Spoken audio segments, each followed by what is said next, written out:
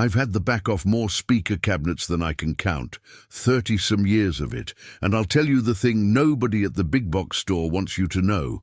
The markup on a modern speaker has almost nothing to do with what's inside the box. It's paint, it's a logo, it's a commercial with a guy squinting thoughtfully at a sunset. Meanwhile, the crossover network inside costs less than the shipping box it came in. You already know the brands your dad bought were built by people who had to sign their name to the service ticket. Today, I'm naming names. 7 brands that are taking your money and giving you a woofer that costs $4 to make, and 5 that are still dollar for dollar, worth exactly what they charge you. Number 1, and I'll get the easy one out of the way, Bose. You know the joke already, no highs, no lows, must be Bose, and I'm not here to relitigate the 901 debate from 1968. I'm talking about what's happening now. Open up a modern Bose lifestyle speaker or one of their sound bars, and you're paying for a marketing department, not an engineering department. Small drivers, aggressive DSP doing the work the cabinet should be doing, and a price tag that assumes you'll never ask a technician to look inside. Number 2, Beats. I don't need to tell you this one. Dr. Dre's name on a plastic enclosure with a driver that a $50 bookshelf speaker would be embarrassed by. The markup exists because a teenager sees it on a rapper's ears, not because there's anything in that housing worth $300. Number 3, Bang & Olufsen. Now this one stings a little because the industrial design really is gorgeous. Aluminum, leather, Danish minimalism, it belongs in a museum, but you're paying for the case, not the cone. I've serviced enough B&O gear to tell you the drivers themselves are often contracted out, same suppliers as brands charging 1/3 of the price. Number 4, Monster. If you own anything with the Monster name on it, you already paid the as seen on TV tax. Monster built an empire convincing people that a speaker cable needed to cost as much as a car payment. The speakers followed the same playbook. Number 5, Sonos.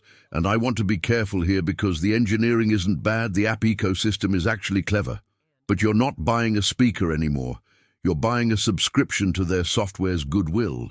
Remember when they announced older units would lose support, get bricked out of the ecosystem just to nudge you toward a trade-in?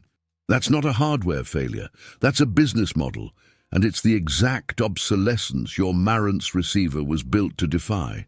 Number 6, Marshall's Lifestyle Bluetooth line. Not the amps, I'm talking about the little tweed-wrapped Bluetooth speakers. Same generic Chinese OEM board you'll find under a dozen other logos, wrapped in nostalgia for a rock and roll aesthetic that has nothing to do with what's actually reproducing the sound. Number 7, and this pains me because I grew up wiring these into systems I was proud of, the new consumer-tier JBL Bluetooth party speakers. Not the Pro line, not the studio monitors, I'll defend those in a minute. I'm talking about the neon-lit poolside speakers. JBL's name carries the weight built by engineers decades ago, and today it's being spent on plastic tubs with an LED light show. Now the good news, because there is good news. Klipsch Heritage Line, the Heresy, the Cornwall, the La Scala, still built in Hope, Arkansas, still using the horn-loaded tweeter philosophy Paul Klipsch worked out with a slide rule. You pay a premium, but you're paying for a cabinet, a crossover, and a driver alignment that a technician can still service in 20 years, the same way I'm servicing 50-year-old Klipsch today. JBL's professional and studio monitor lines. Different division, different philosophy entirely from that poolside speaker I just named. These are the descendants of the cinema and studio monitors that built the brand's reputation, and they're still engineered by people who care whether a mix engineer can trust what they're hearing. ELAS. If you don't know the name, you should. Andrew Jones designed a line of budget speakers under ELAS that punched so far above their price point that dealers were embarrassed to sell them next to their own flagship lines. Real engineering, honest pricing, Wharfdale, British heritage brand, been making drivers since the 1930s, and their current budget and mid-range lines still deliver the kind of honest, warm, musical presentation that made British hi-fi respected in the first place. You're not paying for a logo, you're paying for a company that still understands cabinet resonance and fluence. A newer name to some of you, but they've built their whole identity around honoring the vintage design ethos. Real wood veneer, accessible crossovers, drivers you can actually get replaced instead of a sealed unit you throw away.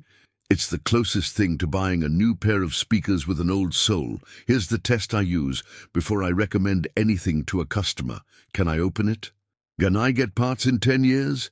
Does the price track to the materials or to the marketing? Ask those 3 questions before your next purchase, and you'll never fall for a markup dressed up as an upgrade again.